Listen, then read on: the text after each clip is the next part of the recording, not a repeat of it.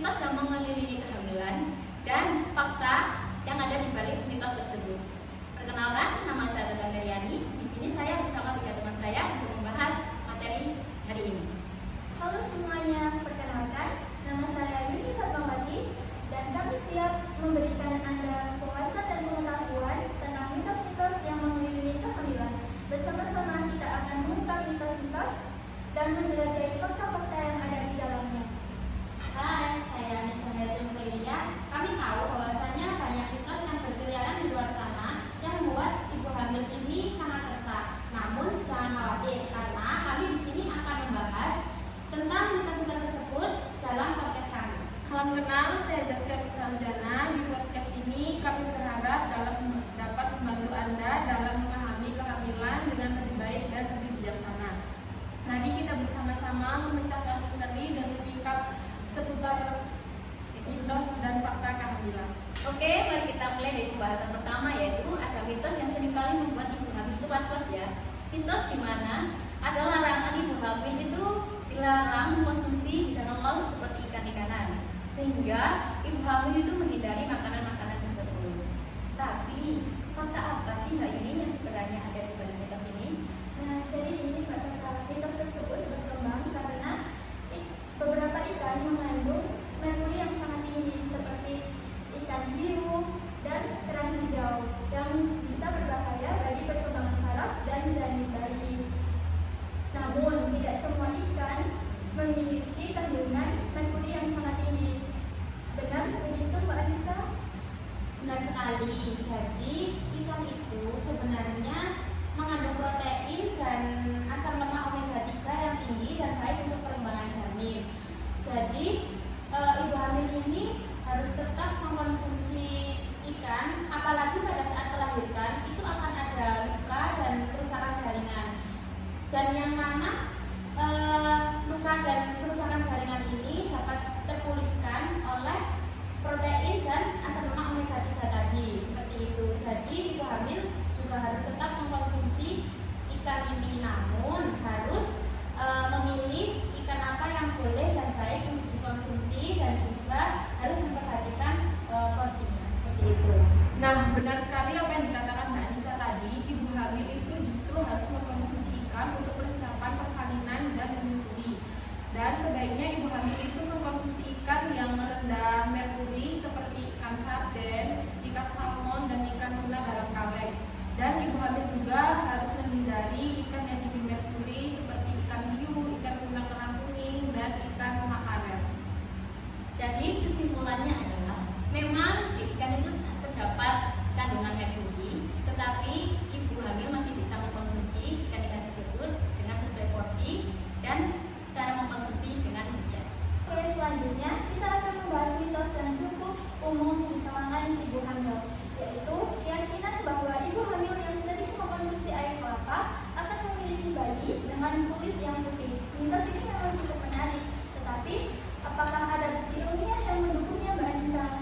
Sebenarnya tidak ada bukti ilmiah yang mendukung tentang air kelapa ini yang bisa menjadikan kulit bayi pada saat dilahirkan itu menjadi putih. Sebenarnya juga kulit bayi yang putih ini itu dipengaruhi oleh gen dari kedua orang tua. Jadi menurut Mbak Zaskia, apakah pendapat saya tadi sudah tepat? Tepat sekali Mbak Anissa, karena warna kulit seseorang itu ditentukan oleh jumlah melanin yang diproduksi oleh sel-sel kulitnya yang diatur oleh gen-gen tertentu. Nah, makanan yang diproduksi oleh ibu hamil itu tidak berpengaruh langsung terhadap produksi melanin pada janin. Izin menambahkan, tetapi bukan berarti air kelapa itu tidak ada manfaatnya ya. Ada beberapa manfaat, yaitu bisa merehidrasi dan mencegah dehidrasi pada ibu hamil. Dan ada beberapa kandungan, yaitu ada kandungan elektrolit dan vitamin yang baik untuk ibu hamil. Jadi kesimpulannya, meskipun mengkonsumsi air kelapa selama kehamilan memberikan banyak sekali manfaat, tidak ada hubungannya dengan warna kulit bayi. Jadi untuk ibu hamil harus berfokus untuk mengkonsumsi asupan nutrisi yang seimbang untuk kesehatan janin selama kehamilan. Baik, selanjutnya kita akan membahas mitos yang seringkali menjadi kebingungan dan kekhawatiran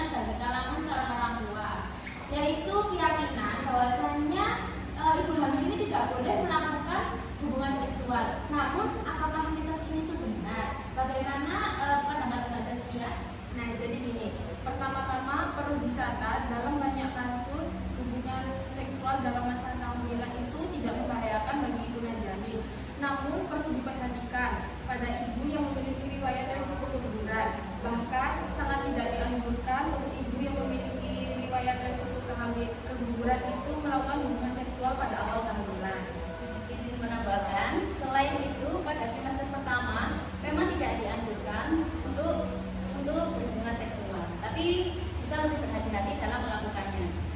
Karena saat sebelum plasenta atau aki-aki sempurna itu tidak dianjurkan untuk mengeluarkan sperma itu di dalam, jadi dianjurkan untuk di luar.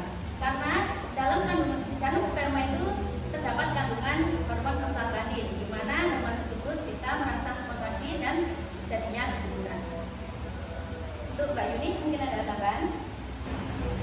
Jadi untuk trimester 2 tidak ada pantangan sama sekali, tapi juga harus hati-hati.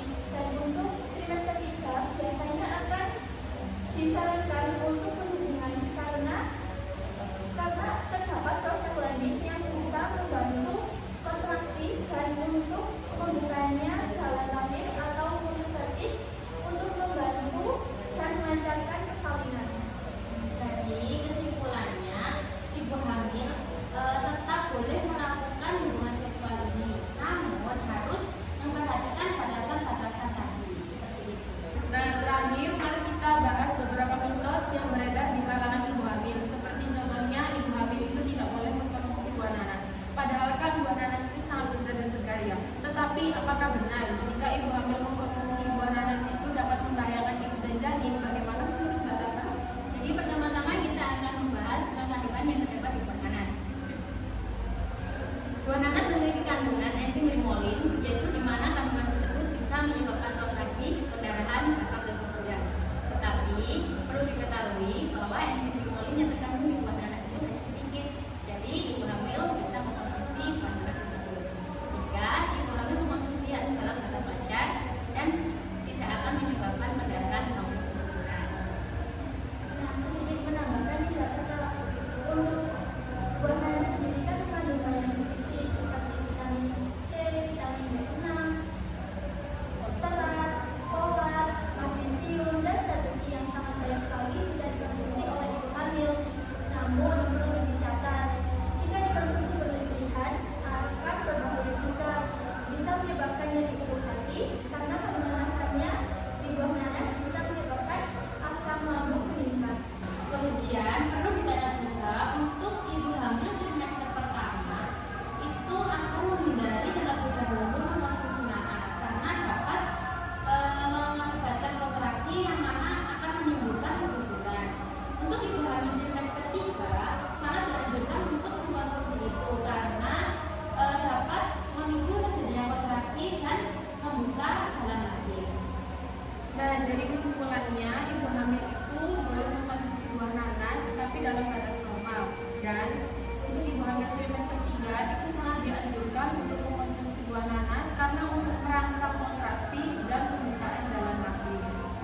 Oke teman-teman, kita sudah sampai di akhir episode pembahasan hari ini ya, di mana tentang topik mitos dan fakta seputar kehamilan.